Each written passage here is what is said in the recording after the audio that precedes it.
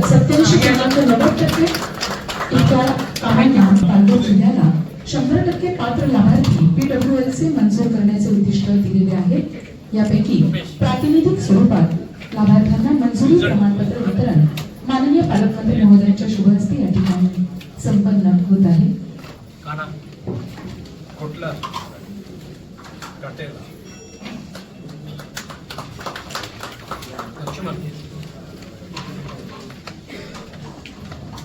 यानंतर आरोग्य उपकेंद्र आणि कर्मचारी निवासस्थानाच्या इमारतीचं आभासी पद्धतीनं उद्घाटन माननीय पालकमंत्री महोदयांच्या शुभ हस्ते संपन्न होत आहे।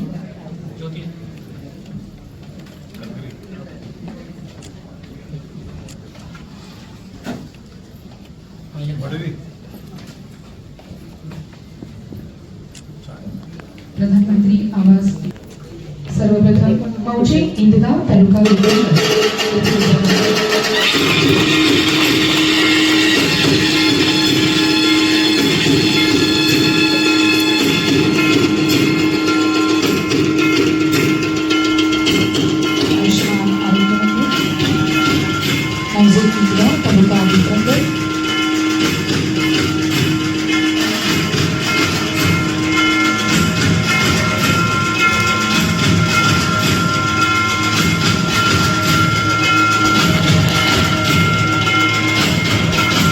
आरोग्य उपकेंद्र आणि कर्मचारी निवासस्थानाच्या इमारतीचं आभासी पद्धतीनं त्या ठिकाणी माननीय पालकमंत्री महोदयांच्या शुभ हस्ते उद्घाटन संपन्न होत आहे।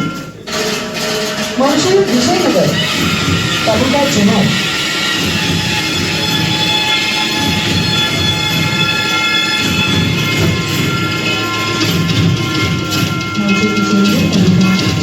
आयुष्मान आरोग्य निधी उद्घाटन या ठिकाणी आनंद असताना पालकमंत्री महोदयांच्या शुभ हस्ते या ठिकाणी ही आभासी पद्धतीने उद्घाटन संपन्न होत आहे।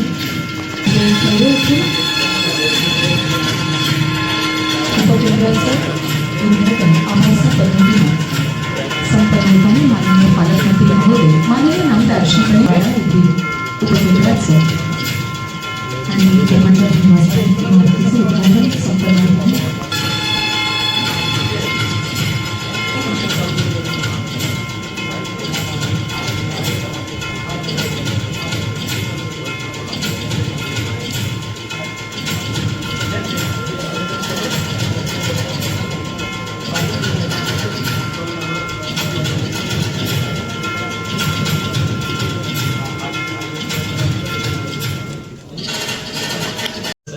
ज्यावेळेस मी अध्यक्ष झाल्यानंतर माननीय जिल्हाधिकारी CO साहेबांनी खास करून SP साहेबांनी बालविवाह थोपवण्यासाठी खूप प्रचंड मोठं काम केलं आणि आनंदाची गोष्ट ही आहे का गेल्या वर्षी कमीत कमी 58% बालविवाह SP साहेबांच्या मदतीने आम्ही रोखलेले आहे।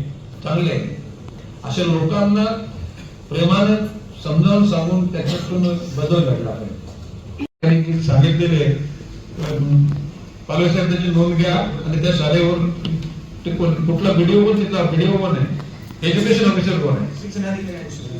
जानूच्या शाळेचा उल्लेख केलेला आहे आणि शौचालय बाबतीत देयर इज नो एक्सक्यूज। कुठल्याही परिस्थितीमध्ये या गोष्टीच्या बाबतीत वानवा असता का नाही एवढी लक्षात दखल घ्या आपल्याकडे। ओके पण वेगवेगळ्या शिक्षणाशी संबंधित इन्फ्रास्ट्रक्चर त्याच्यामध्ये एक फक्त विनंती होती की आपल्याकडे जिल्हा परिषद ज्या शाळा आहेत त्यांची जी शौचालय आहेत ते अतिशय डबल आहेत। म्हणजे एक छोटस उदाहरण द्यायचं म्हटलं तर डहाणूमधली जिल्हा परिषदची शाळा आहे मल्याण मराठी, इकडे मुलींचं शौचालय अतिशय वाईट परिस्थितीमध्ये आहे। तर त्याच्यामध्ये या देखभाल दुरुस्तीचं पण आपण डोळ्यासमोर विषय ठेवून मग त्याच्या संदर्भातली निधीची प्रोव्हिजन करावी अशी विनंती होती। पालवे साहेब त्याची नोंद घ्या सर। तिथे पाठवलेले आहे की रिक्त पद आहे आपल्याकडे अनुदानित आश्रमशाळा आणि शासकीय मध्ये सुद्धा आहे, परंतु आयुक्तालयाकडून स्ट्रिक्ट पत्र आलेले आहे की आता तुम्ही नवीन लोकांना घेऊ शकत नाही आणि जुने जे लोक आहेत त्यांनाच ऍडजस्ट करून प्रतिनियुक्तीने द्यावं लागतं। ते शासनाच्याच अनुभवामध्ये 4-5 जागा रिक्त आहेत, ते नुकसान होते मुला। सन्माननीय आमदार हर्षवर्धनजी भोळे शासकीय अनुदानित म्हणजे त्यांचे संसद चालक मंत्री आहेत ना, संस्था चालत आहे, पण त्याला परवानगी शासनाची लागते. तुम्ही माझं एवढंच म्हणणं आहे की खाजगी व्यक्त्या अनुदानित असलेले की अनुदान नसलेले, अनुदान नसतील त्यांना अनुदान देण्याच्या अनुषंगाने सुद्धा तुम्ही प्रस्ताव तयार करा आणि ह्या बाबी तुम्ही कन्सर्न अथॉरिटीकडे पोहोचवणे कॉल मला द्या. मी माननीय त्या मंत्री महोदयांशी बोलतो आणि त्या प्रगती होईल असा विश्वास देतो मी तुम्हाला. ओके अध्यक्ष महोदय,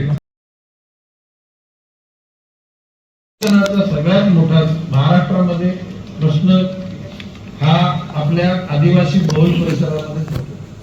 आता त्याची कारण वेगवेगळी आहे. त्या ठिकाणी आपण जीवनशैली प्रॉपर न त्या ठिकाणी वापरता आपण जीवन जगतो. आपण म्हणजे आपले घटक आणि त्याचे दुष्परिणाम कुपोषणामध्ये होतात. राजेंद्र गावची मान्य करतात. तर त्याच्यामध्ये लोकांमध्ये अवेअरनेस आणला पाहिजे. ज्या विवाहाचं जे वय आहे त्याच्या खालच्या वयामध्ये लग्न होणार असतील तर ते करणाऱ्या लोकांना आपण शिक्षा देण्यापेक्षा त्यांच्या समज त्यांच्यात निर्माण केली पाहिजे आणि तो त्याला उपाय तर कुपोषणाच्या अंग्रेजी कुपोषित बालकांच्या आणि कुपोषित ज्या माता आहेत यांच्या बाबतीमध्ये या जिल्ह्यामध्ये जो ज्या जुना ट्रेडिशनल जुना रेकॉर्ड आहे त्या परिसरामध्ये त्या गोष्टी करता प्राबल्य त्या ठिकाणी कसं निर्माण होईल बघायचं झालं. आपल्या जिल्ह्यामध्ये कुपोषणाचा अंक शून्यपणे यायला पाहिजे. तो सामुदायिक क्रिया तो म्हणजे कायद्याचा धाक दाखवून नाही. कायद्याच्या धाक्यामध्ये काही गोष्टी सफल होतात परंतु ते तात्पुरते. लोकांमध्ये जनजागृती करून त्या गोष्टी करतात आणि त्यामध्ये सगळ्या सन्माननीय आमदार खासदार त्यासाठी म्हणजे निश्चितपणे दैनंदिन जीवनामध्ये ते काम करतात. परंतु आता ज्या स्थितीमध्ये ज्यांचे लग्न झाले पण जे मुलं जे कुपोषित आहेत त्या लोकांकरता स्पेशल काही त्या ठिकाणी त्याला म्हणजे फीडिंग करण्याकरता त्या ठिकाणी प्रोव्हिजन करा. भावनेचे ऐकलं का सर? ट्रायबल त्यांच्या नेतृत्वाखाली आपल्या पालघर जिल्ह्यात नाही निश्चितपणे होणार आहे. नजीकच्या काळामध्ये मोठी आव्हानं पण आहेत. त्याचबरोबर पालघर जिल्ह्यात आमची वसई महापालिका क्षेत्र पण ग्रामीण क्षेत्र आणि शहरी क्षेत्र आहे. शहराचा विकासकडे नाईक साहेब चांगल्या पद्धतीने लक्ष देतील. कारण नवी मुंबई त्यांची महापालिका आहे, त्यांची कर्मभूमी मुख्य नवी मुंबई आहे. त्यामुळे नवी मुंबई प्रमाणे आमच्या वसई विरार महापालिकेचा ते चांगल्या विकासाकडे लक्ष देतील असा विश्वास व्यक्त करतो. त्यांना मनापासून शुभेच्छा देतो. 100% त्यांचा कार्यकाल यशस्वी हो अशी प्रार्थना करतो. धन्यवाद. थँक्यू. तर पुढचा विषय श्री हरिश्चंद्र भोये साहेब, माननीय आमदार श्रीमती स्नेहा दुबे पंडित मॅडम, एक सूचना.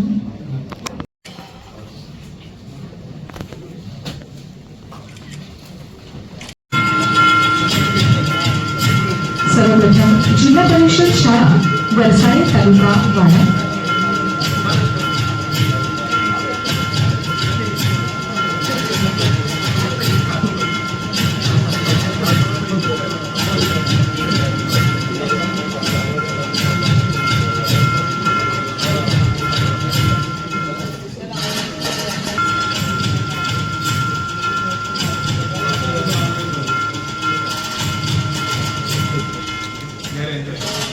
त्यानंतर कस्तुरबा गांधी बालिका विद्यालय मोखाडा.